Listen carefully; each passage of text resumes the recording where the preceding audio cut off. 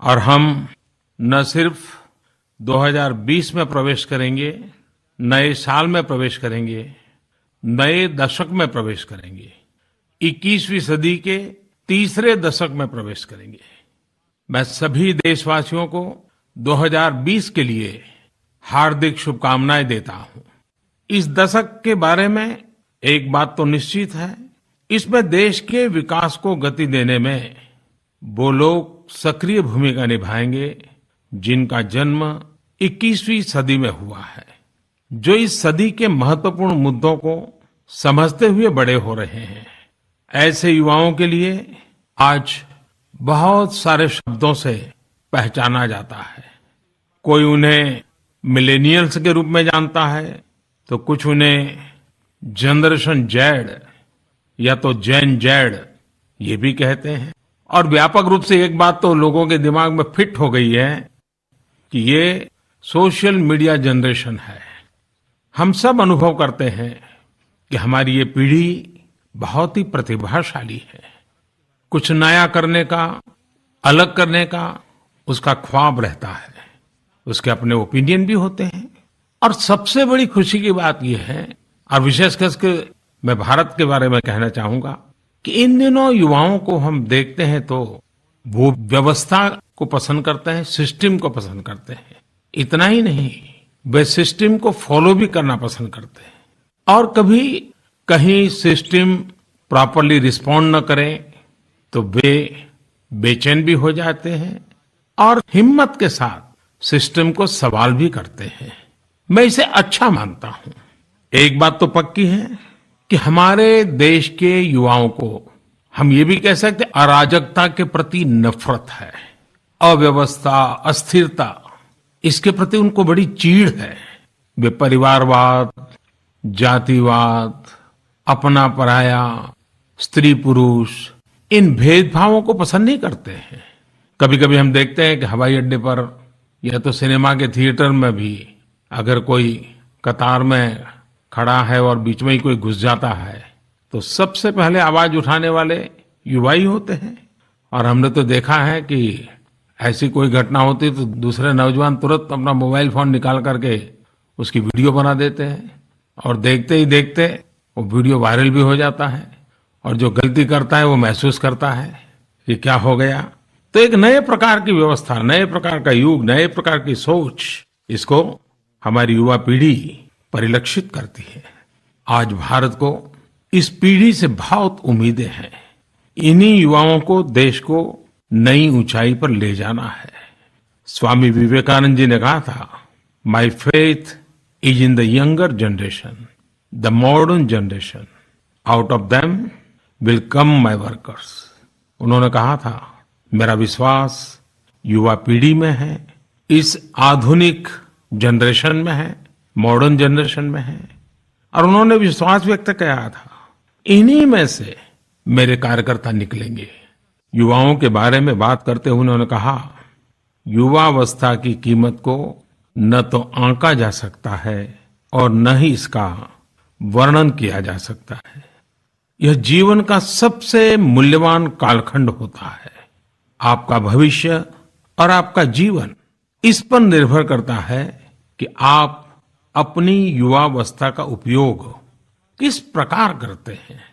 विवेकानंद जी के अनुसार युवा वह है जो एनर्जी और डायनेमिज्म से भरा है और बदलाव की ताकत रखता है।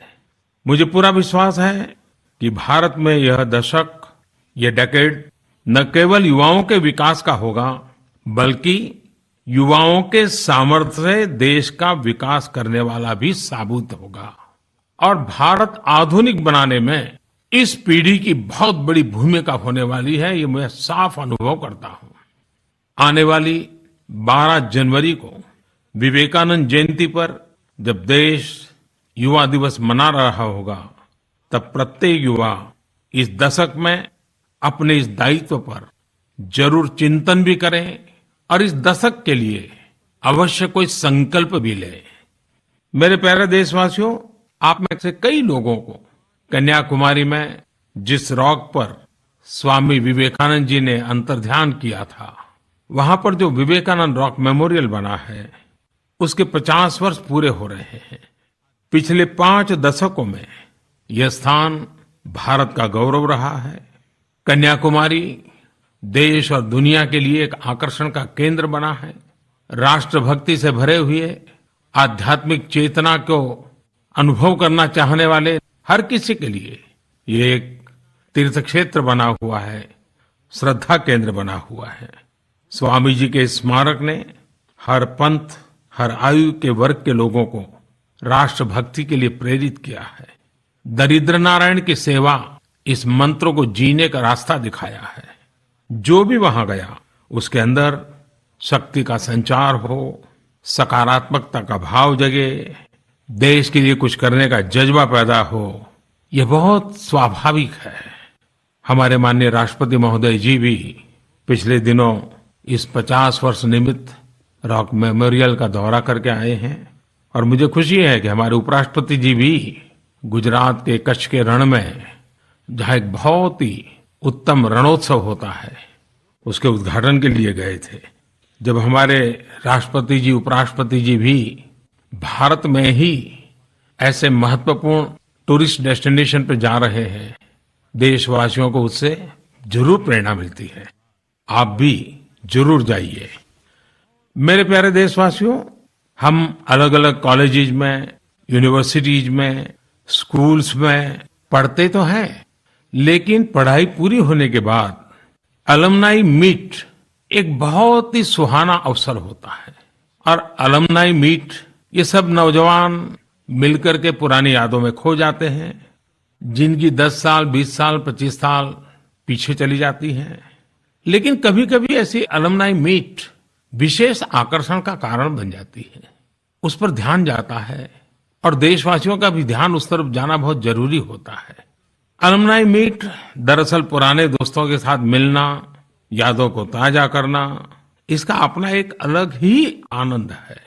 और जब इसके साथ शेयर्ड पर्पज हो, कोई संकल्प हो, कोई भावात्मक लगाव जुड़ जाए, फिर तो उसमें कई रंग भर जाते हैं।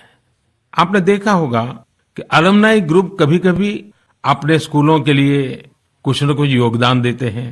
कोई कंप्यूटराइज करने के लिए व्यवस्थाएं खड़ी कर देते हैं, कोई अच्छी लाइब्रेरी बना देते हैं, कोई अच्छी पानी की सुविधाएं खड़ी कर देते हैं, कुछ लोग नए कमरे बनाने के लिए करते हैं, कुछ लोग स्पोर्ट्स कॉम्प्लेक्स के लिए करते हैं, कुछ न कुछ कर लेते हैं। उनको आनंद आता है कि जिस जगह पे अपनी जिंदगी बनी उसके लिए जीवन में कुछ करना, ये हर किसी के मन में रहता है और रहना भी चाहिए, और इसके लिए लोग आगे भी आते हैं। लेकिन मैं आज किसी एक विशेष अवसर को आपके सामने प्रस्तुत करना चाहता हूं। अभी पिछले दिनों मीडिया में बिहार के पश्चिम चंपारण जिले के भैरवगंज हेल्थ सेंटर की कहानी जब मैंने सुनी, मुझे इतना अच्छा लगा कि मैं आप लोगों को बताए बिना रह नहीं सकता हूं। इस भैरवगंज हेल्थ सेंटर के यानी स्वास्थ्य केंद्र में मुफ्त में हेल्थ चेकअप करवाने के लिए आसपास के गांवों के हजारों लोगों की भीड़ जुट गई। अब ये कोई बात सुनकर के आपको आश्चर्य नहीं होगा, आपको लगता है इसमें क्या नई बात है, हाँ, आए होंगे लोग। जी नहीं, बहुत कुछ नया है। ये कार्यक्रम सरकार का नहीं था, न ही सरकार का इनिशिएटिव था। ये वहां की KR हाई स्कूल, उसके जो पूर्व छात्र थे, उनकी जो अलुमनी मीट थी, उसके तहत उठाया गया कदम था और इसका नाम दिया था संकल्प 95। संकल्प 95 का अर्थ है उस हाई स्कूल के 1995 बैच के विद्यार्थियों का संकल्प। दरअसल इस बैच के विद्यार्थियों ने एक अलुमनी मीट रखी और कुछ अलग करने के लिए सोचा। इसमें पूर्व छात्रों ने समाज के लिए कुछ करने की ठानी और उन्होंने जिम्मा उठाया पब्लिक हेल्थ अवेयरनेस का। संकल्प 95 की इस मुहिम में बेतिया के सरकारी मेडिकल कॉलेज और कई अस्पताल भी जुड़ गए। उसके बाद तो जैसे जन स्वास्थ्य को लेकर एक पूरा अभियान ही चल पड़ा। निशुल्क जांच हो, मुफ्त में दवाएं देना हो या फिर जागरूकता फैलाने का, संकल्प 95 हर किसी के लिए एक मिसाल बनकर सामने आया है। हम अक्सर ये बात कहते हैं कि जब देश का हर नागरिक एक कदम आगे बढ़ता है तो ये देश 130 करोड़ कदम आगे बढ़ जाता है। ऐसी बातें जब समाज में प्रत्यक्ष रूप में देखने को मिलती हैं तो हर किसी को आनंद आता है, संतोष मिलता है और जीवन में कुछ करने की प्रेरणा भी मिलती है। एक तरफ जहां बिहार के बेतिया में पूर्व छात्रों के समूह ने स्वास्थ्य सेवा का बीड़ा उठाया, वहीं उत्तर प्रदेश के फूलपुर की कुछ महिलाओं ने अपनी जीवटता से पूरे इलाके को प्रेरणा दी है। इन महिलाओं ने साबित किया है कि अगर एकजुटता के साथ कोई संकल्प ले तो फिर परिस्थितियों को बदलने से कोई रोक नहीं सकता। कुछ समय पहले तक फूलपुर की ये महिलाएं आर्थिक तंगी और गरीबी से परेशान थी, लेकिन इनमें अपने परिवार और समाज के लिए कुछ कर गुजरने का जज्बा था। इन महिलाओं ने कादीपुर के स्वयं सहायता समूह वीमेन सेल्फ हेल्प ग्रुप उसके साथ जुड़कर चप्पल बनाने का हुनर सीखा। इससे इन्होंने न सिर्फ अपने पैरों में चुभे मजबूरी के कांटे को निकाल फेंका, बल्कि आत्मनिर्भर बनकर अपने परिवार का संबल भी बन गई। ग्रामीण आजीविका मिशन की मदद से अब तो यहाँ चप्पल बनाने का प्लांट भी स्थापित हो गया है, जहाँ आधुनिक मशीनों से चप्पलें बनाई जा रही हैं। मैं विशेष रूप से स्थानीय पुलिस और उनके परिवारों को भी बधाई देता हूँ। उन्होंने अपने लिए और अपने परिजनों के लिए इन महिलाओं द्वारा बनाई गई चप्पलों को खरीदकर इनको प्रोत्साहित किया है। आज इन महिलाओं के संकल्प से न केवल उनके परिवार के आर्थिक हालत मजबूत हुए हैं, बल्कि जीवन स्तर भी ऊंचा उठा है। जब फूलपुर के पुलिस के जवानों की या उनके परिवारजनों की बात सुनता हूं तो आपको याद होगा, मैंने लाल किले से 15 अगस्त को देशवासियों को एक बात के लिए आग्रह किया था और मैंने कहा था कि हम देशवासी लोकल खरीदने का आग्रह रखें। आज फिर से एक बार मेरा सुझाव है, क्या हम स्थानीय स्तर पर बने उत्पादों को प्रोत्साहन दे सकते हैं? क्या अपनी खरीदारी में उन्हें प्राथमिकता दे सकते हैं? क्या हम लोकल प्रोडक्ट्स को अपनी प्रतिष्ठा और शान से जोड़ सकते हैं? क्या हम इस भावना के साथ अपने साथी देशवासियों के लिए समृद्धि लाने का माध्यम बन सकते हैं? साथियों, महात्मा गांधी ने स्वदेशी की इस भावना को एक ऐसे दीपक के रूप में देखा जो लाखों लोगों के जीवन को रोशन करता हो, गरीब से गरीब के जीवन में समृद्धि लाता हो। 100 साल पहले गांधी जी ने एक बड़ा जन आंदोलन शुरू किया था।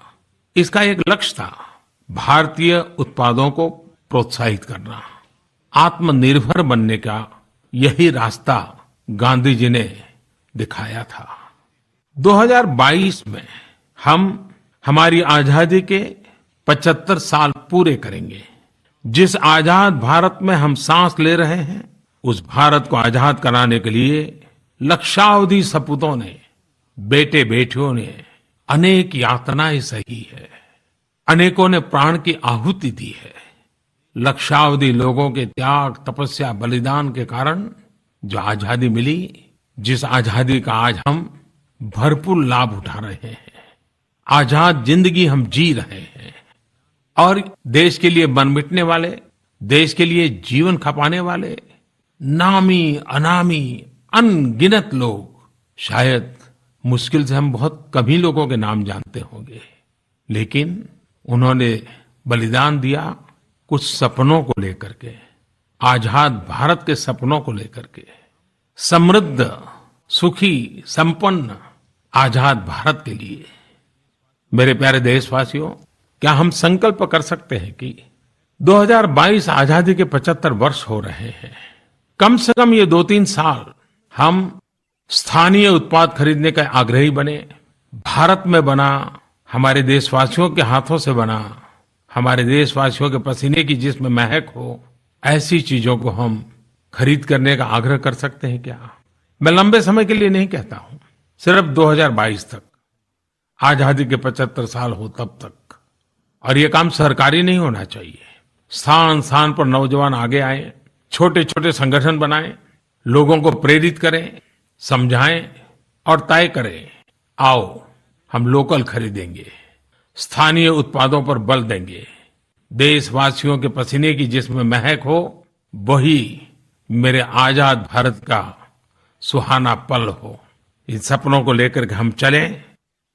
मेरे प्यारे देशवासियों, यह हम सब के लिए बहुत ही महत्वपूर्ण है कि देश के नागरिक आत्मनिर्भर बने और सम्मान के साथ अपना जीवन यापन करें। मैं एक ऐसी पहल की चर्चा करना चाहूंगा जिसने मेरा ध्यान खींचा, और वो पहल है जम्मू कश्मीर और लद्दाख का हिमायत प्रोग्राम। हिमायत दरअसल स्किल डेवलपमेंट और रोजगार से जुड़ा है। इसमें 15 से 35 वर्ष तक के किशोर और युवा शामिल होते हैं।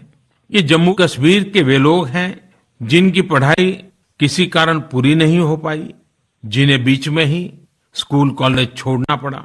मेरे प्यारे देशवासियों, आपको जानकर के बहुत अच्छा लगेगा कि इस कार्यक्रम के अंतर्गत पिछले 2 सालों में 18,000 युवाओं को 77 अलग अलग ट्रेड में प्रशिक्षण दिया गया है। इनमें से करीब 5,000 लोग तो कहीं न कहीं जॉब कर रहे हैं और बहुत सारे स्वरोजगार की ओर आगे बढ़े हैं। हिमायत प्रोग्राम से अपना जीवन बदलने वाले इन लोगों की जो कहानियां सुनने को मिली है, वे सचमुच हृदय को छू लेती हैं। परवीन फातिमा तमिलनाडु के तिरुपुर की एक गारमेंट यूनिट में प्रमोशन के बाद सुपरवाइजर कम कोऑर्डिनेटर बनी है। 1 साल पहले तक वह करगिल के एक छोटे से गांव में रह रही थी। आज उसके जीवन में बड़ा बदलाव आया, आत्मविश्वास आया, वो आत्मनिर्भर हुई है और अपने पूरे परिवार के लिए भी आर्थिक तरक्की का अवसर लेकर आई है।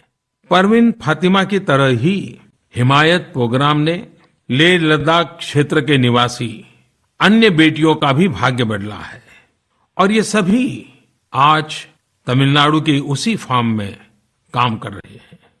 इसी तरह हिमायत डोडा के फियाज अहमद के लिए वरदान बन करके आया। फियाज ने 2012 में 12वीं की परीक्षा पास की, लेकिन बीमारी के कारण वो अपनी पढ़ाई जारी नहीं रख सके। फियाज 2 साल तक हृदय की बीमारी से जूझते रहे। इस बीच उनके एक भाई और एक बहन की मृत्यु भी हो गई।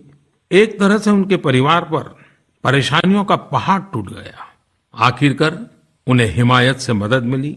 हिमायत के जरिए आईटीज यानी इंफॉर्मेशन टेक्नोलॉजी एनेबल्ड सर्विस में ट्रेनिंग मिली और वे आज पंजाब में नौकरी कर रहे हैं। फियाज अहमद की ग्रेजुएशन की पढ़ाई जो उन्होंने साथ साथ जारी रखी, वो भी अब पूरी होने वाली है। हाल ही में हिमायत के एक कार्यक्रम में उन्हें अपना अनुभव साझा करने के लिए बुलाया गया। अपनी कहानी सुनाते समय उनकी आंखों में से आंसू छलक आए। इसी तरह अनंतनाग के रकीब उल रहमान आर्थिक तंगी के चलते अपनी पढ़ाई पूरी नहीं कर पाए। एक दिन रकीब को अपने ब्लॉक में जो एक कैंप लगा था, मोबिलाइजेशन कैंप, उसके जरिए हिमायत कार्यक्रम का पता चला। रकीब ने तुरंत रिटेल टीम लीडर कोर्स में दाखिला ले लिया। यहाँ ट्रेनिंग पूरी करने के बाद आज वो एक कॉरपोरेट हाउस में नौकरी कर रहे हैं। हिमायत मिशन से लाभान्वित प्रतिभाशाली युवाओं के ऐसे कई उदाहरण हैं जो जम्मू कश्मीर में परिवर्तन के प्रतीक बने हैं। हिमायत कार्यक्रम सरकार, ट्रेनिंग पार्टनर, नौकरी देने वाली कंपनियां और जम्मू कश्मीर के लोगों के बीच एक बेहतरीन तालमेल का आदर्श उदाहरण है। इस कार्यक्रम ने जम्मू कश्मीर में युवाओं के अंदर एक नया आत्मविश्वास जगाया है और आगे बढ़ने का मार्ग भी प्रशस्त किया है। मेरे प्यारे देशवासियों, 26 तारीख को हमने इस दशक का आखिरी सूर्य ग्रहण देखा। शायद सूर्य ग्रहण की इस घटना के कारण ही माईगोव पर रिपुन ने बहुत ही इंटरेस्टिंग कमेंट लिखा है। वे लिखते हैं, नमस्कार सर, मेरा नाम रिपुन है। मैं नॉर्थ ईस्ट का रहने वाला हूं, लेकिन इन दिनों साउथ में काम करता हूं। एक बात मैं आपसे शेयर करना चाहता हूं। मुझे याद है हमारे क्षेत्र में आसमान साफ होने की वजह से हम घंटों आसमान में तारों पर टकटकी लगाए रखते थे। स्टार गेजिंग मुझे बहुत अच्छा लगता था। अब मैं एक प्रोफेशनल हूँ और अपनी दिनचर्या के कारण मैं इन चीजों के लिए समय नहीं दे पा रहा हूँ। क्या आप इस विषय पर कुछ बात कर सकते हैं क्या? विशेष रूप से एस्ट्रोनॉमी को युवाओं के बीच में कैसे पॉपुलर किया जा सकता है? मेरे प्यारे देशवासियों, मुझे सुझाव बहुत आते हैं, लेकिन मैं कह सकता हूँ इस प्रकार का सुझाव शायद पहली बार मेरे पास आया है। वैसे विज्ञान पर कई पहलुओं पर बातचीत करने का मौका मिला है, खास करके युवा पीढ़ी के आग्रह पर मुझे बात करने का अवसर मिला है, लेकिन ये विषय तो अछूता ही रहा था। और अभी 26 तारीख को ही सूर्य ग्रहण हुआ है, तो लगता है कि शायद इस विषय में आपको भी कुछ न कुछ रुचि रहेगी। तमाम देशवासियों, विशेष तौर पर मेरे युवा साथियों की तरह मैं भी जिस दिन 26 तारीख को सूर्य ग्रहण था, तो देशवासियों की तरह मुझे भी, और जैसे हमारी युवा पीढ़ी के मन में जो उत्साह था वैसा मेरे मन में भी था, और मैं भी सूर्य ग्रहण देखना चाहता था। लेकिन अफसोस की बात यह रही कि उस दिन दिल्ली में आसमान में बादल छाए हुए थे और मैं वो आनंद तो नहीं ले पाया। हालांकि टीवी पर कोझिकोड और भारत के दूसरे हिस्सों में दिख रहे सूर्य ग्रहण की सुंदर तस्वीरें देखने को मिली। सूर्य चमकती हुई रिंग के आकार का नजर आ रहा था, और उस दिन मुझे कुछ इस विषय के जो एक्सपर्ट्स हैं उनसे संवाद करने का अवसर भी मिला, और वो बता रहे थे कि ऐसा इसलिए होता है क्योंकि चंद्रमा पृथ्वी से काफी दूर होता है और इसलिए इसका आकार पूरी तरह से सूर्य को ढक नहीं पाता। इस तरह से एक रिंग का आकार बन जाता है। यह सूर्य ग्रहण एक एन्युलर सोलर इक्लिप्स, जिसे वलय ग्रहण या कुंडल ग्रहण भी कहते हैं। ग्रहण हमें इस बात की याद दिलाते हैं कि हम पृथ्वी पर रहकर अंतरिक्ष में घूम रहे हैं। अंतरिक्ष में सूर्य, चंद्रमा एवं अन्य ग्रहों जैसे और खगोलीय पिंड घूमते रहते हैं। चंद्रमा की छाया से ही हमें ग्रहण के अलग अलग रूप देखने को मिलते हैं। साथियों, भारत में एस्ट्रोनॉमी यानी खगोल विज्ञान का बहुत ही प्राचीन और गौरवशाली इतिहास रहा है। आकाश में टिमटिमाते तारों के साथ हमारा संबंध उतना ही पुराना है जितनी पुरानी हमारी सभ्यता है। आप में से बहुत लोगों को पता होगा कि भारत के अलग अलग स्थानों में बहुत ही भव्य जंतर मंतर है, देखने योग्य है, और इस जंतर मंतर का एस्ट्रोनॉमी से गहरा संबंध है। महान आर्यभट्ट की विलक्षण प्रतिभा के बारे में कौन नहीं जानता। अपनी कालक्रिया में उन्होंने सूर्य ग्रहण के साथ साथ चंद्र ग्रहण की भी विस्तार से व्याख्या की है, वो भी फिलोसॉफिकल और मैथमेटिकल दोनों ही एंगल से की है। उन्होंने मैथमेटिकली बताया कि पृथ्वी की छाया या शैडो की साइज का कैलकुलेशन कैसे कर सकते हैं। उन्होंने ग्रहण के ड्यूरेशन और एक्सटेंट को कैलकुलेट करने की भी सटीक जानकारियां दी। भास्कर जैसे उनके शिष्यों ने इस स्पिरिट को और इस नॉलेज को आगे बढ़ाने के लिए भरसक प्रयास किए। बाद में 14वीं 15वीं सदी में केरल में संगमग्राम के माधव, इन्होंने ब्रह्मांड में मौजूद ग्रहों की स्थिति की गणना करने के लिए कैलकुलस का उपयोग किया। रात में दिखने वाला आसमान सिर्फ जिज्ञासा का ही विषय नहीं था, बल्कि गणित की दृष्टि से सोचने वालों और वैज्ञानिकों के लिए एक महत्वपूर्ण सोर्स था। कुछ वर्ष पहले मैंने pre modern Kutchi navigation techniques and voyages इस पुस्तक का अनावरण किया था। ये पुस्तक एक प्रकार से तो मालम की डायरी है। मालम एक नाविक के रूप में जो अनुभव करते थे, उन्होंने अपने तरीके से उसको डायरी में लिखा था। आधुनिक युग में उसी मालम की पोथी को, और वो भी गुजराती पांडुलिपियों का संग्रह, जिसमें प्राचीन नेविगेशन टेक्नोलॉजी का वर्णन करती है, और उसमें बार बार मालम ने पोथी में आसमान का, तारों की गति का वर्णन किया है, और ये साफ बताया है कि समंदर में यात्रा करते समय तारों के सहारे दिशा तय की जाती है। डेस्टिनेशन पर पहुंचने का रास्ता तारे दिखाते हैं। मेरे प्यारे देशवासियों, एस्ट्रोनॉमी के क्षेत्र में भारत काफी आगे है और हमारे इनिशिएटिव्स पाथ ब्रेकिंग भी है।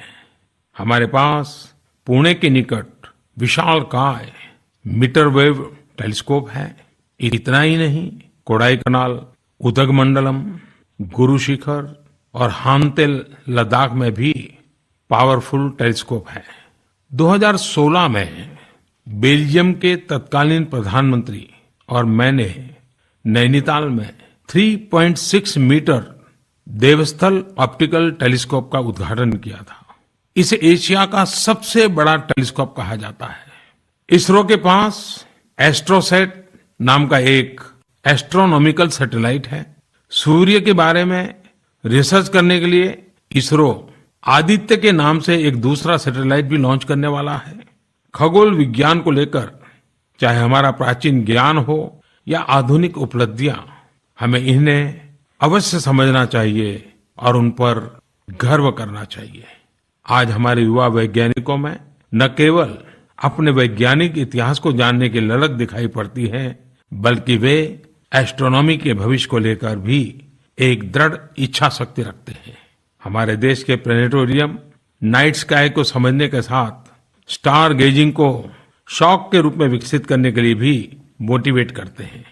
कई लोग एमेच्योर टेलीस्कोप्स को छतों या बालकनीज में लगाते हैं।